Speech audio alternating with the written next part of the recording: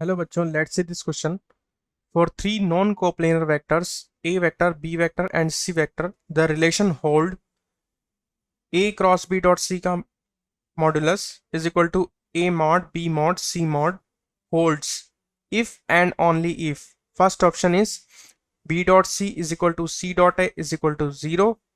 Second option a dot b is equal to b dot c is equal to 0. Third option a dot b is equal to b dot c is equal to c dot a is equal to 0.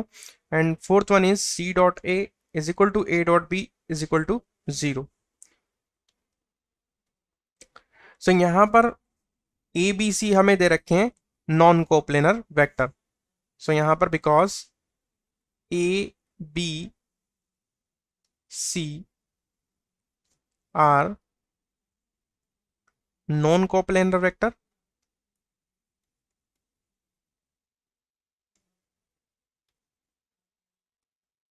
सो हम यहाँ पर A B और सी को non coplanar assume करेंगे. So let A vector is equal to I cap,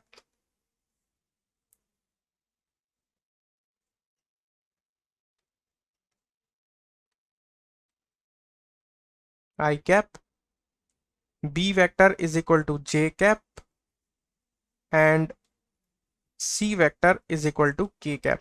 हम जानते हैं कि आई जे के ये डिफरेंट प्लेन में होते हैं, नॉन कोप्लेनर्स होते हैं. सो हमने ए को ले लिया आई कैप, बी को ले लिया जे कैप और सी को ले लिया के कैप. अब हम ये वैल्यूज गिवन कंडीशन में रखेंगे क्योंकि हमारे पास जो कंडीशन है वो क्या है, ए क्रॉस बी डॉट सी का मॉड्यूलस इज इक्वल टू ए का मॉड, बी का मॉड, सी का मॉड. सो यहाँ पर ए बी सी को हम ट्रांसफर कर देंगे आई जे के से. सो यहाँ पर आई क्रॉस जे डॉट के का modulus is equal to I का मॉड, जे का मॉड, के का मॉड.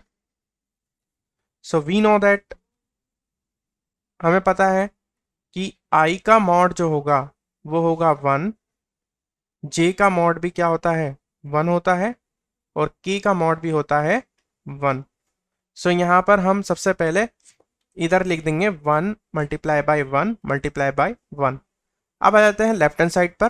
तो लेफ्ट हैंड साइड में आई क्रॉस जे हम जानते हैं क्योंकि आई क्रॉस जे जो होता है वो होता है के.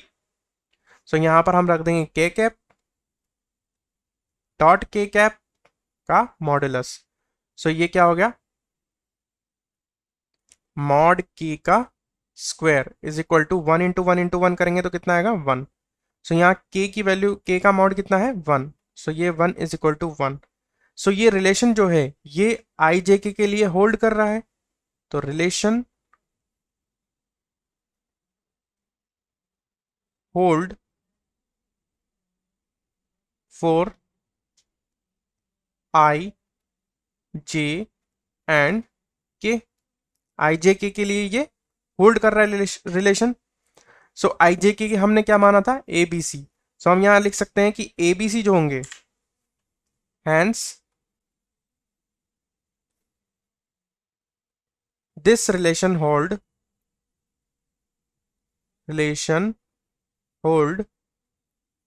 if and only if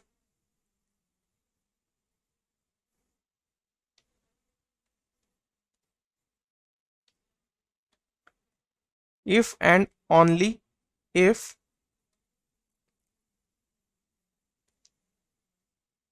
a vector, b vector, c vector are unit vectors. कैसे होने चाहिए, यूनिट वेक्टर होने चाहिए. And A vector should be perpendicular to B vector, should be perpendicular to C vector. तो ये रिलेशन होल्ड तभी करेगा जब तीनों वेक्टर एक तो यूनिट हो और दूसरे तीनों जो हैं एक दूसरे के परपेंडिकुलर हो.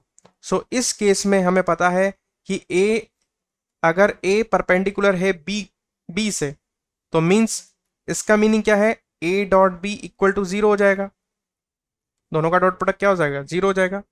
सिमिलरली अगर मैं बी परपेंडिकुलर सी होगा तो उस केस में बी डॉट सी जो होगा वो जीरो हो जाएगा।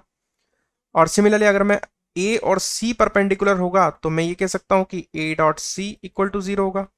सो यहां पर हम फाइनली क्या बोल सकते हैं, तो रिलेशन कब होल्ड करेगा, रिलेशन होल्ड करेगा जब A dot B is equal to B dot C is equal to C dot A is equal to zero हो।